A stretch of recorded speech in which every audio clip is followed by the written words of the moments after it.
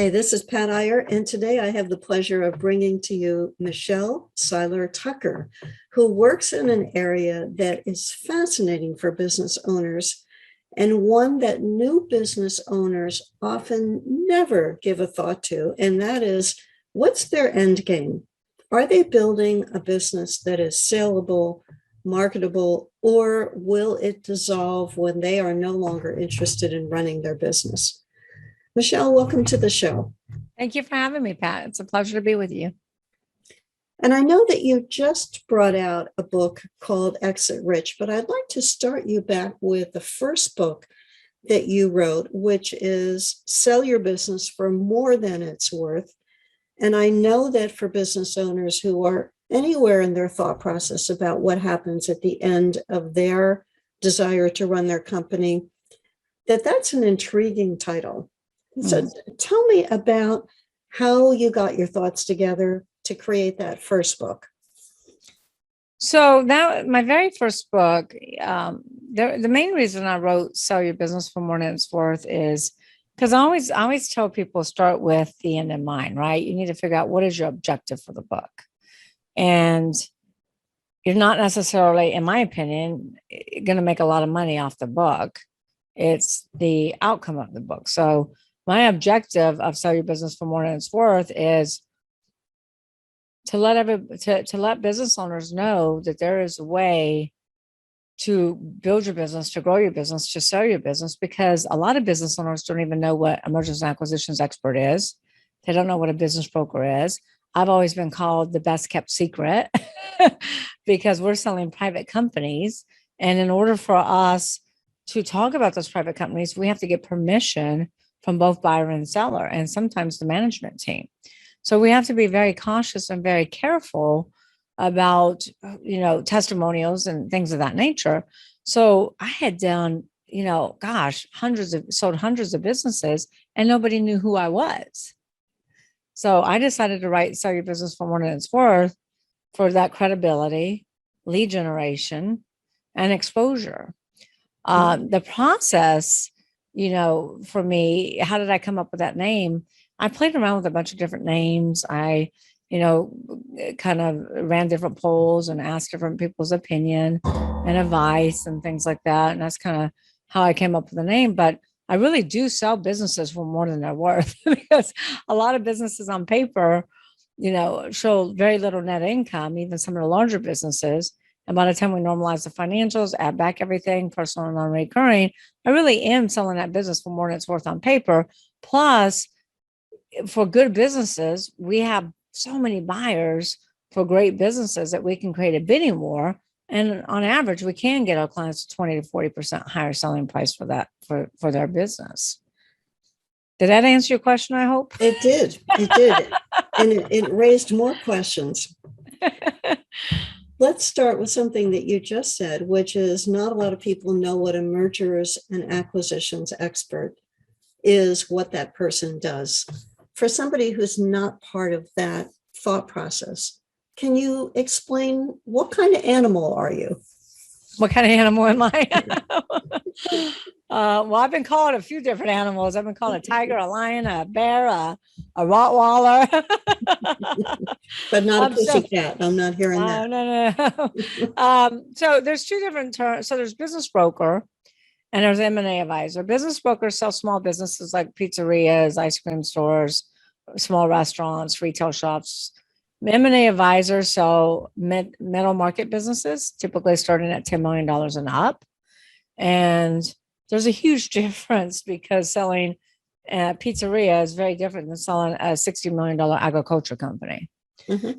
And so what do? We do, well, some M&A advisors and business brokers do different things than others. I really specialize in buying, selling, fixing, growing. Because I've been in this industry for over 20 years, I personally have sold over 500 companies. My firm altogether has sold over 1,000. So we really specialize in buying, selling, fixing, growing because Steve Forbes says 80% of businesses will never sell. And Steve Forbes endorsed my most recent book, which is Exit Rich. So 80% of businesses will never sell. That should be a big wake-up call for business owners because that means you have less than a 20% chance. So what we do is we meet with the business owner. Gosh, it's a long process because we really got to figure out what is that business owner's mindset?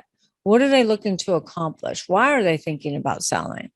What is their seller sanity check? What are they hoping to get out of the sale of their business? What are their priorities? A lot of times it's price, but it's not always price. Sometimes it's taking care of their employees, taking care of their clients, growing their legacy. What are they going to do next after they sell their business? That's a big step, because if we don't figure out what their beginning strategy is, they'll never follow through with their exit strategy.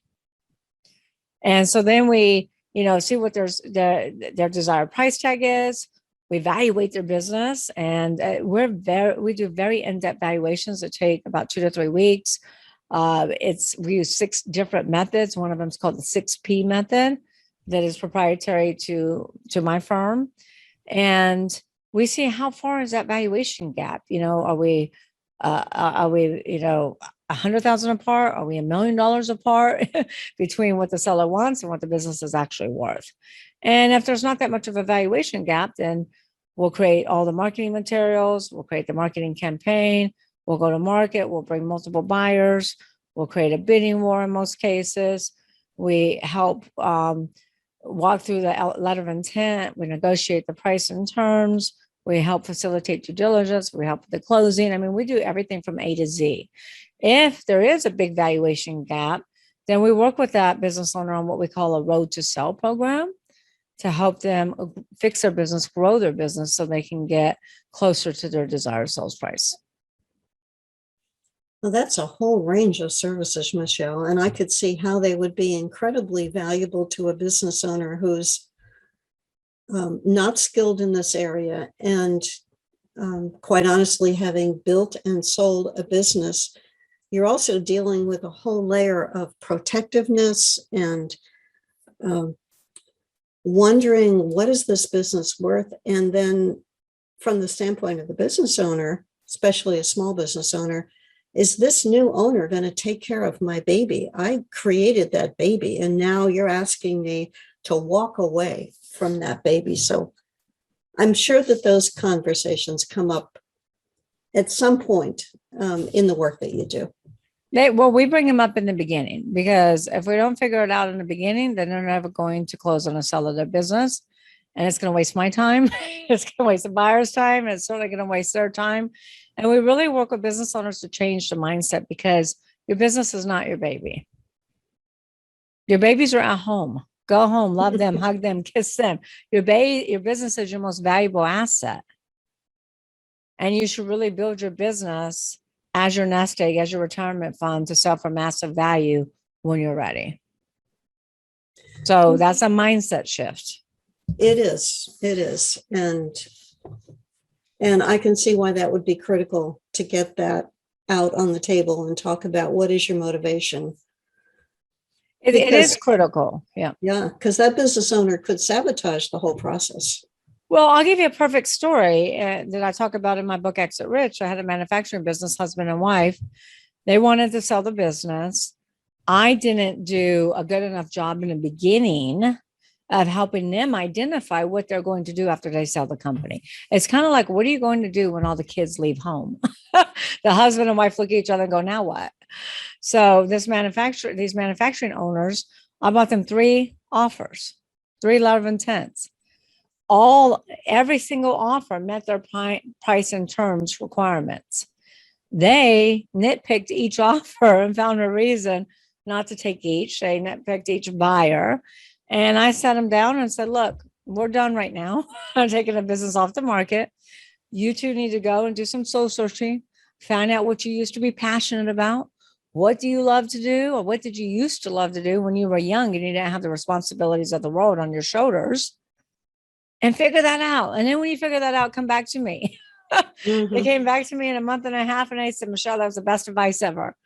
They were high school sweethearts. They've been married forever. They started this manufacturing business. And they said, we were always passionate about B&Bs, about bed and breakfasts. Our families used to travel together when we were in high school and college, and we always stayed at B&Bs. We always wanted to own a bed and breakfast. So we're going to take the proceeds of the sell and start one or buy one. Guess what? The very next offer I bought them, They accepted, we closed, and then went and bought a B&B. So we really work with business owners to plan. And that taught me a valuable lesson because I did it. I was doing that, but for whatever reason, I didn't do it with them. It taught me a valuable lesson not to move forward without making sure that we help them plan their beginning strategy. Because they'll never follow through with their exit strategy if we don't. When I realized that I wanted to sell my company, I knew that I had to build a bridge, and I envisioned it as a bridge to my next level of activity, because I couldn't foresee sitting in front of the TV watching movies all day or reading books, that would very quickly lose its appeal. But I also, despite all those efforts, described to a coach who I was working with at the time that I felt like there was a brick wall in front of my face, which separated me from life afterwards.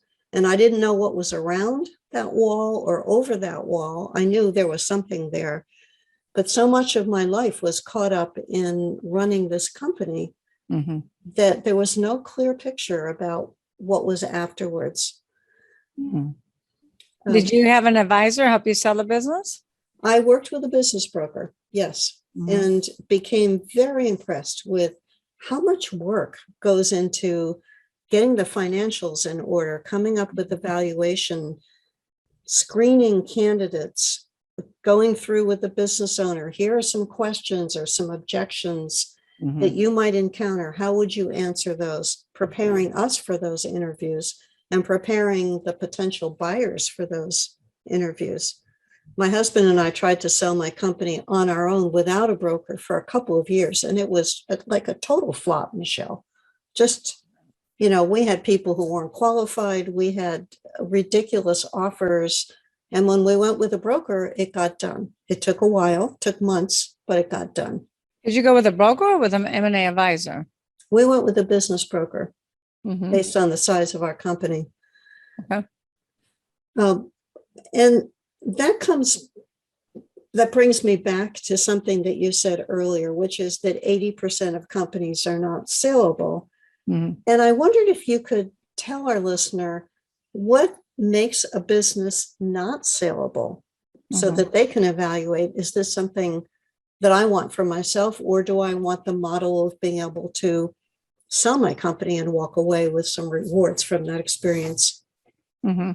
So there are so many reasons, but I'll tell you some of the biggest. First and foremost, one of the biggest reasons that businesses are not sellable is because business owners have not built a business that a buyer wants to buy, number one. Number two, business owners don't think about selling their company, so they've never planned their exit strategy. They don't think about it till a catastrophic event occurs. And that's internal or external. Internal is health issues, divorce, partners disputes, death. External is this pandemic we're in. The worst time to sell your business is during a catastrophe because your business is trending downward and not doing well. I had a lady call me from Texas and said, my husband dropped dead from a heart attack at the age of 40. Left me with a mountain of debt. Can you sell his business? I asked her a series of questions and learned that he didn't have a business to sell. He had a glorified job. He didn't have any employees. He only had subcontractors. All the data was in his head. When he died, the business died. So business owners really have to plan. It's like Stephen Covey says, start with the end in mind. Business owners really should plan their exit from the beginning. And most business owners don't do that. I would say 99.9% of business owners don't do that. Also, many business owners have created a glorified job in which they go to work versus a business that actually works for them. So the business is 1,000% dependent upon that owner. You pull the owner out of the business, there is no business. An example, a dentist called us, been in business for 50 years, one dentist, 3 dental hygienists. The 3 dental hygienists just happened to be his daughters. And he said, can you sell our business? And I said, yes, I can sell it. However, I'm not going to be able to maximize value because you are the business, you and your daughters are the business. And the purchase agreement is going to be contingent upon you and your daughter staying on for 2 to 3 years. And he said, well, honey, we're not selling. I said, well, then honey, we're not staying. I said, well, then honey, you're not selling. So buyers want to buy a business. Buyers are not looking to buy a job. Now, there's 5 different types of buyers. If you're selling a small business like an ice cream store, a restaurant, retail store, dry cleaner, something like that, then there are first-time buyers that are looking to leave corporate America, and they will purchase your job. But for the most part, buyers will not buy a business if that business is dependent upon the owner.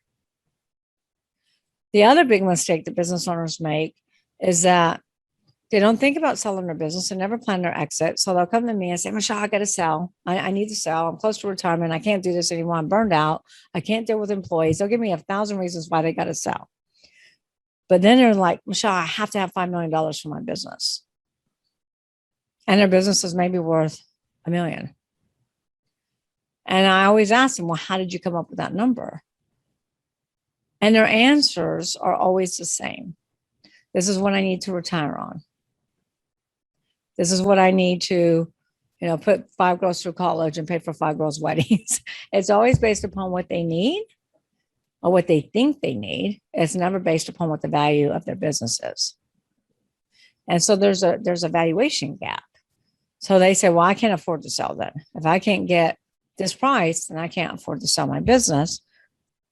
Or they'll hire a broker or an advisor that doesn't really do an evaluation, because there are a lot of brokers out there who will just say, okay, I'll list it for $5 million and let's see what happens. And then the business never sells.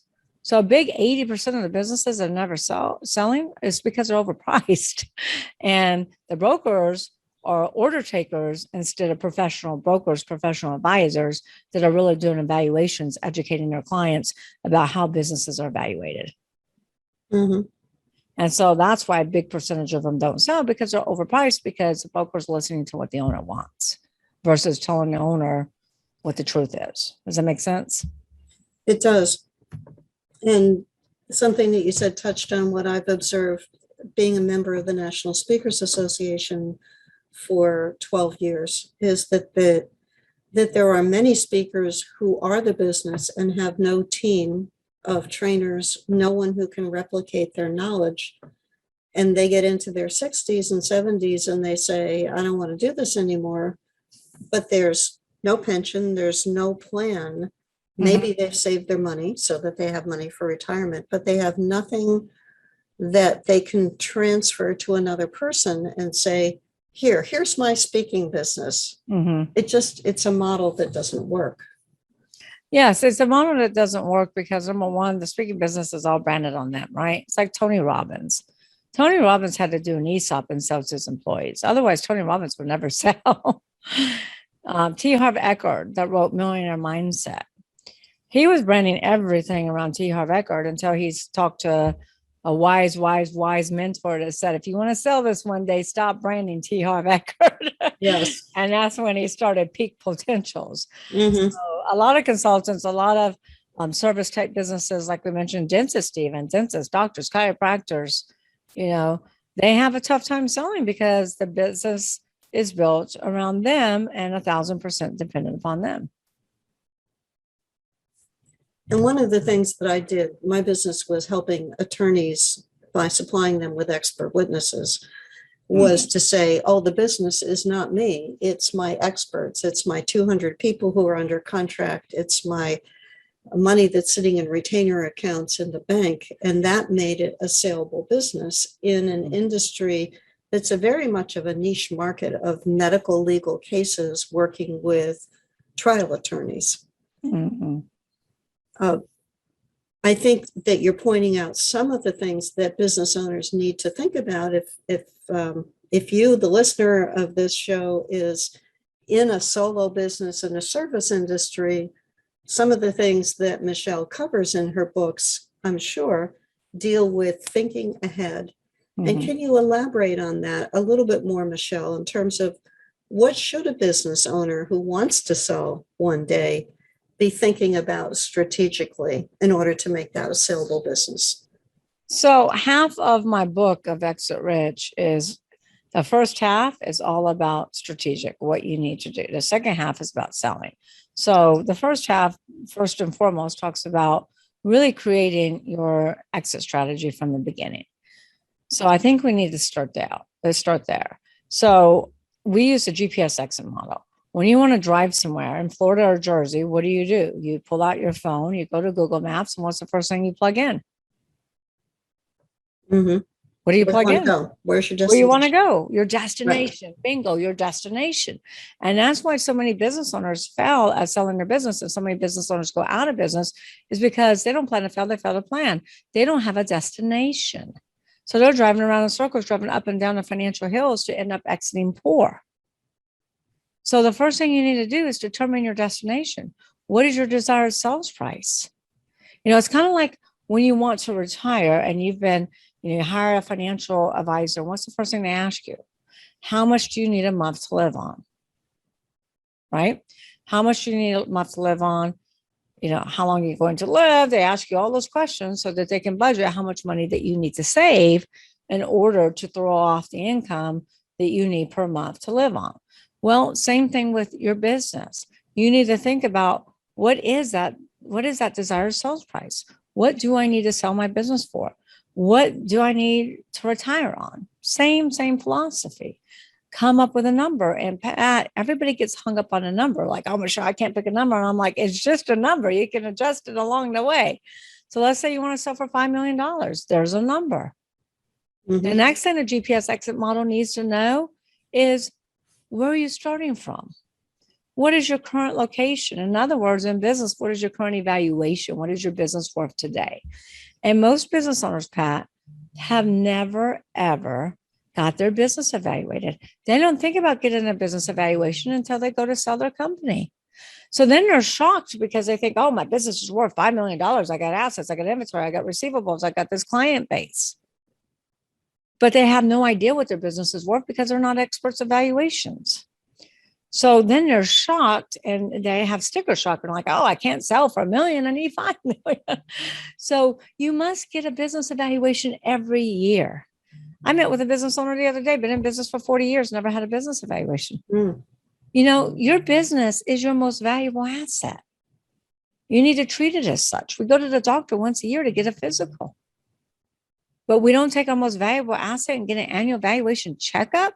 That's financial suicide, because there are events to increase valuation. There are events to decrease valuation. So every year you need to know what your business is worth. And you don't go to a CPA for this. I love CPAs. Sharon Lecter is my co-author. She's a CPA. But they're not experts evaluating synergies. M&A advisors are.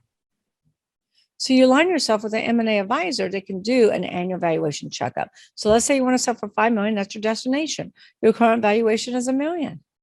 The next step is, what is your time frame? Let's say you want to do this in 10 years.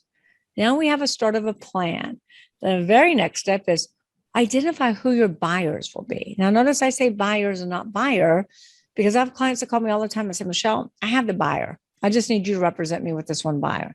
And I always say, nope, I won't do it unless you let me put it on the market, because I know what's going to happen. I'm going to come into your business. There's going to be problems I see.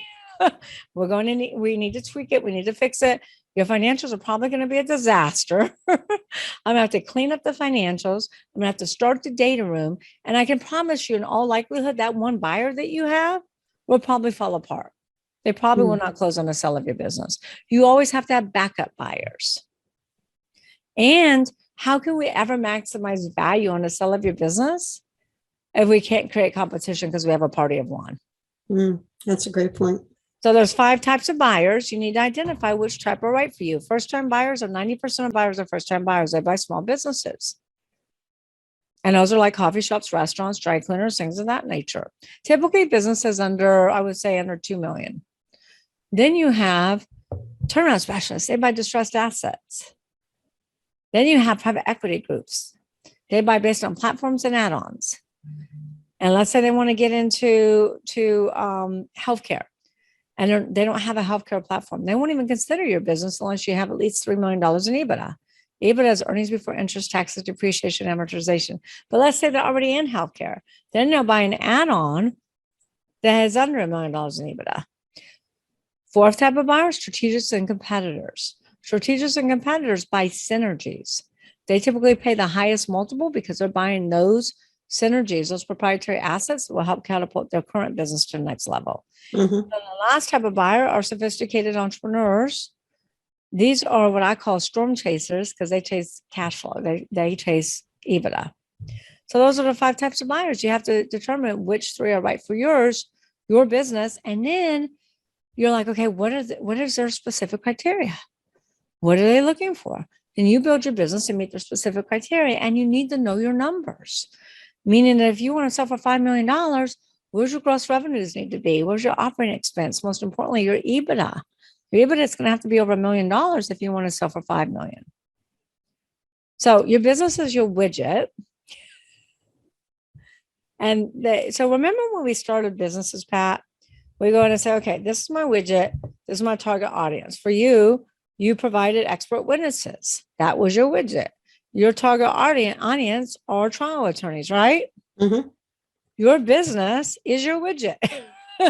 These buyers, 2 to 3 of those 5 buyers are going to be your audience. You want to be able to everything to meet their specific criteria. This is where we have to start. We have to start with this GPS exit. The last equation in this model is why. Why do you want to sell for 5 million, 10 million, 15 million? You have to have a powerful why, strong enough to keep you in the game, because business is not easy. And it's got to help you weather all the financial storms. And then the last step is once you figured out that, then you need to build your business on the 6 Ps, because this is the infrastructure. This is the foundation that buyers are looking for. But I like to start everybody off with the GPS exit first.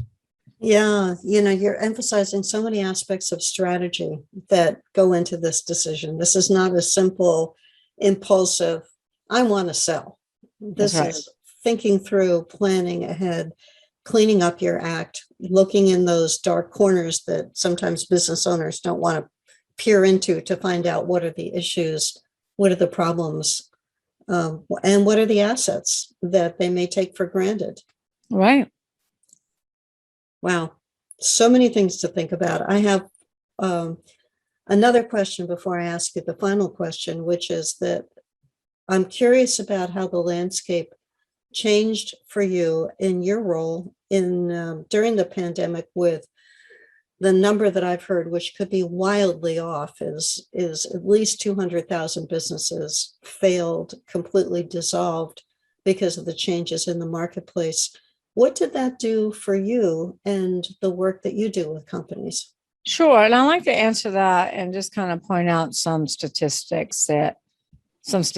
So when I wrote my very first book in 2013, Sell Your Business for More Than It's Worth, I did the research back then and learned that 90% of all startups would fail within its first 1 to 5 years. Startups are at the greatest at risk.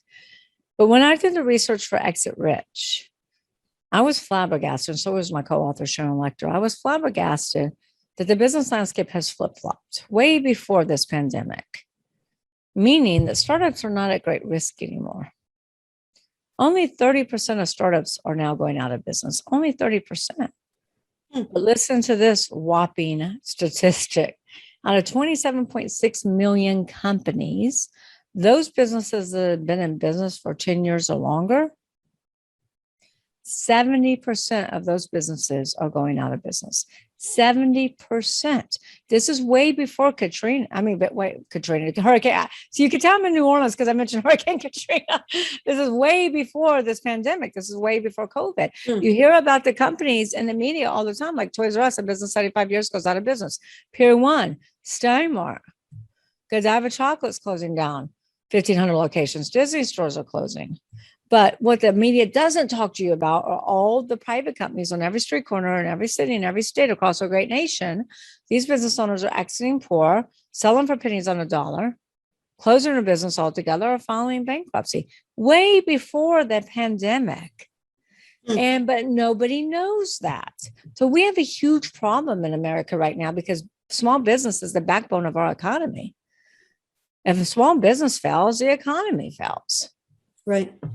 So how is this changing things for me? In 2020, it was probably our slowest year ever. 2008 was probably our busiest year when the recession hit, but 2020 was a very slow year for us. But right now we have so much activity because there is a tremendous amount of activity in M&A. There are so many deals right now in the pipeline that so many private equity groups can't even look at some of our new deals because they're like, Michelle, we're just too bottled down. We have a huge bottleneck. We have 12 deals in the pipeline.